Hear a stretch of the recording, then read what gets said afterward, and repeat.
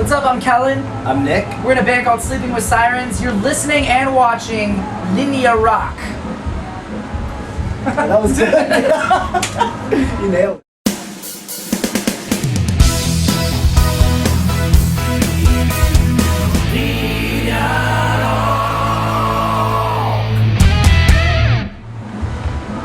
Hi guys, we're here with Sleeping with Sirens in Milan. You're just at the festival, you're just about to play.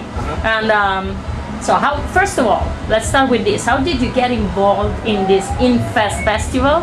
And which among the 14 bands in the cast do you like the most or feel more as partners in crime? Well, I guess how we got here, how this all happened was we realized that we haven't been here in a long time. We're trying to figure out if we've even been here. So it's been that long. So I think it was time for us to be back. Yeah. So to know that this was going on and to be a part of it was an honor for us. We're very excited to be here. And I think for partners in crime, I think we always get into shenanigans with Pierce the Veil. Yeah. You know, we have a song that we do together every single night, and it goes over very well. So I think that both that band and State Champs are probably our two partners in crime. Yeah, it can be kind of scary when you get us together in a good way. Okay. So it's fun. We're dangerous. Yeah, very dangerous. Okay, so 4 albums, 1 EP and 1 live unplugged up to now. And A lot of music. you've been working on the 5th chapter, upcoming end of this summer, on Warner Bros. Records this time. Yeah. Please give us all the anticipations you can on the new album, starting maybe from the title or whatever you can say. It's definitely an evolution from where we started to where we are now. You know, I think that each record we try to push ourselves to do the best that we can and to grow as much as we can. I feel like this record though that we're about to put out is a sound like no other. I feel like we finally accomplished finding who we are.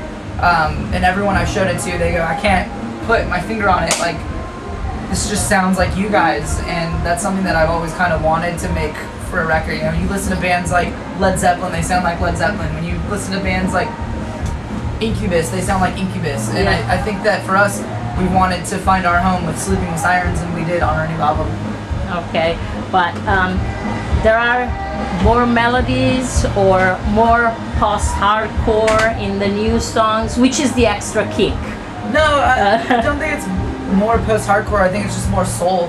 Okay. A lot more of us bearing our soul musically and lyrically, melodically. It's just raw. It's a very raw album. It's very rock and roll.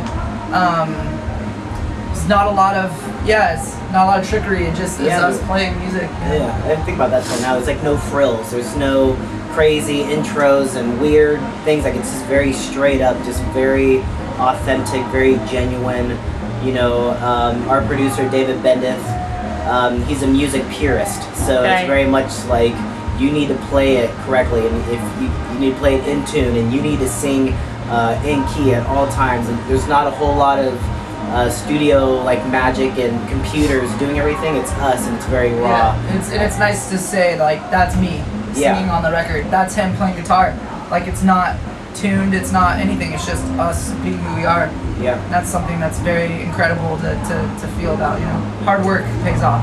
Okay, so your fans always says that one thing they love about Sleeping with Sirens is that you put a lot of yourselves as persons in intimate songs you write, as well as on stage. Is this a conscious thing? Did it come naturally? And first of all, do you agree? I mean, I don't know. I don't really listen to any music that doesn't make me feel a personal connection. So for me, music has always been about that personal connection, and it's always been important to me. I think that's important to us with our music is having that connection. You know, we don't want to have a wall between us and our fans. It's important for them to know that, you know, we've all gone through struggles together. We've all experienced happiness together. We've experienced love. We've experienced heartbreak together, and they're not alone in that. You know, we're kind of like the anti rock star. Okay. You know, we don't like having ourselves up on this pedestal. Like we're better than you or our lives are cooler. You know, we're all growing up together. Yeah, I feel like we're normal human beings just like everybody else, and I think we try to do our best to convey that message as well as possible. And I feel like that's why people relate to us so much. So maybe it's not really a conscious decision, it's just how we choose to just be a band and how we write our music and how it comes out. But concerning this, there's also, the other side of the coin, because you have a very strong, intense community of young fans, which, share a very intense level of admiration for the band. And especially for you, Kellin. Thanks. They identify completely into your lyrics and sometimes like researching there for help or a guide, to save them from their struggles. Do this tendency put you in a position of higher responsibility in a sense? Yeah, I mean, I think it's every singer's responsibility to put a message out there that conveys some sort of hope, especially in the times that we're living in.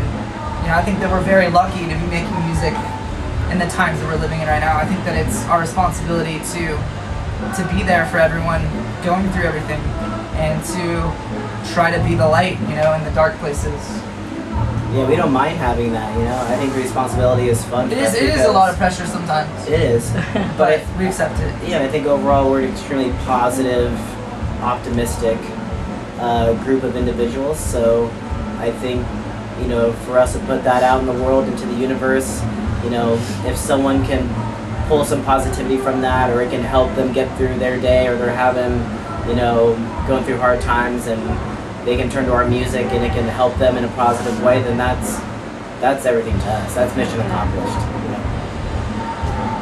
8 years of sleeping with Sirens, always on the run, I must say. Okay, you partially actually already talked about it in the first question, but how would you describe, I want to go deep into it, how would you describe the sound the band is delivering now? Is it more an evolution of the original concept, or it turned up to aim, some new grounds while growing? I'd say it sounds timeless, it sounds vintage, it just sounds raw. It's just raw and vintage. That's the only way I can describe it. It sounds like something that you would get on a vinyl growing up. I grew up with Fleetwood Mac, Led Zeppelin, Rolling Stones, AC/DC, all the classic like that. stuff. Yeah, and I wanted to make a record that felt that way. Okay. That felt classic. It's got a modern sentiment to it. Obviously, we don't want to sound like we're from the 60s or the 70s, but it's definitely the most timeless album that we've created. But is it still connected to the early, albums? Of course, because I'm singing on it. I think that's what connects us to all of our music. I think it's my voice and the way that I sing. I think that for us though, we're capable of playing so many different genres of music that we zeroed in on what it is that we do best and our strengths, and I think that that's what we focused on this record, and we really did that this time. Some of you guys come from other bands, and this band itself faced a lot, of lineup changes through the years. In which way did this affected the band's career in the end? Was this a choice? And you also stated that the current lineup is the most powerful ever. Yeah. Is that correct? I agree, yeah. I think life is fate, and things happen, It's just like being in a relationship with somebody, sometimes it doesn't work out, sometimes it lasts forever. I feel like the band wouldn't be what it is without all the members that have contributed to it. Yeah. But I feel like now it is the most essential sleeping with Sirens, because I think that everybody here has given a shit and has wanted to be here. Okay. Whereas other people may have wanted to be elsewhere doing other things. Like, this is our love and our passion. I don't have like a side project that I do. This is it. This is what I am, and this is what I'm gonna be. So I think that's the most important thing. Yep. And in which way changing label is also part of the game for you guys? You changed a bunch, so. Yeah, we've had 3 labels, Warner being our 3rd. We could have gone to a major a lot sooner. We felt comfortable in the indie realm of things. We've been very DIY our whole entire career. Like even him and his previous bands, we've always kind of felt like it's been us against the world, and we kind of liked it that way. So we'll see what happens with the extra help this time around. You know, we don't really know what to expect, so it's exciting, and it's going to be interesting to see what happens. What you're looking for in a new label? Opportunities, partnership, collaboration? Yeah. What you know, is it? we met with a lot of labels this time around, and you know, indie and major alike, and we just felt like Warner Brothers were purists like us when it came to music, and they really wanted us to create a timeless album as well. Okay. They're very excited about it, just as much as we are. About the live and unplugged, how the idea came about, and how did you choose the songs to put in? And was it actually tough to rearrange stuff? We love doing that. You know, we love taking like a song that's electric and making it acoustic and giving it a different idea or an identity. You know, I think that's something that I've always kind of prided myself on as an artist, to push myself to like think and rethink. It's almost like solving a math equation or something. But the idea came about just because growing up, you know, bands that I loved, like the Starting Line, would put out acoustic albums, and I just always felt like it takes balls to put out a record where you're stripped down, there's nothing behind you besides the acoustic and your voice. You can't hide behind it. And that's something that I always kind of wanted to create for our fans, and also have them be involved in the recording and be there. I think to me, our record feels like the most real. Like when you put it on, it feels like you're actually there. Yeah. And I think that it kind of happened naturally. I think for me, like the best example for me is Nirvana, because I grew up just like Nirvana changed my life, and there was this very grunge, very insane, crazy, out of control band, and then all of a sudden one day it was like they're doing an Unplugged album. You're like, you're gonna do an Unplugged album? I remember just being a kid going, what, like they're total sellouts, like that sucks. Yeah. And then once I watched it on TV. I remember as a kid watching it. MTV. I remember just like crying. I was like, this is the most beautiful thing ever. But it showed that that's how talented they were, and that's how timeless their songs were. And I think that's exactly what he's talking about. Is for us, like especially with our new album, we're able to play every single song acoustic if we want to, and I think that says a lot about the songwriting, what the songs are. Our new album, right? Yeah, our newest, yeah. And so being able to have where it could be a heavy song, but when you play it acoustic, it has this different feel, but still has the same sentiment, and still has the same lyrics, and still has that same vibe. I think that's really hard to achieve, and for us to be able to do that, you know, I pat ourselves on the back for being able to do that. Since you mentioned Nirvana, that were so important to you, do you remember exactly where you were when the news about Kurt Cobain died? Yep, you know, I do remember. Where you were, and which was the feeling? So I grew up in the MTV generation, so I watched MTV every hour of the day that I could be in front of a television to watch it. I remember I got home from school, and I turned on the TV, and I remember at the top of every hour on MTV News would come on for 30 seconds, and it would be a blurb of like, you know, this band has a new record coming out, or this band just announced they're going on tour.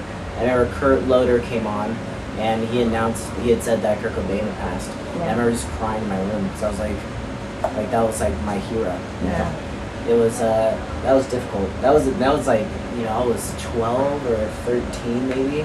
So like that very vulnerable, early teenage angst, like part of my life. Yeah. So it hit me really, really hard.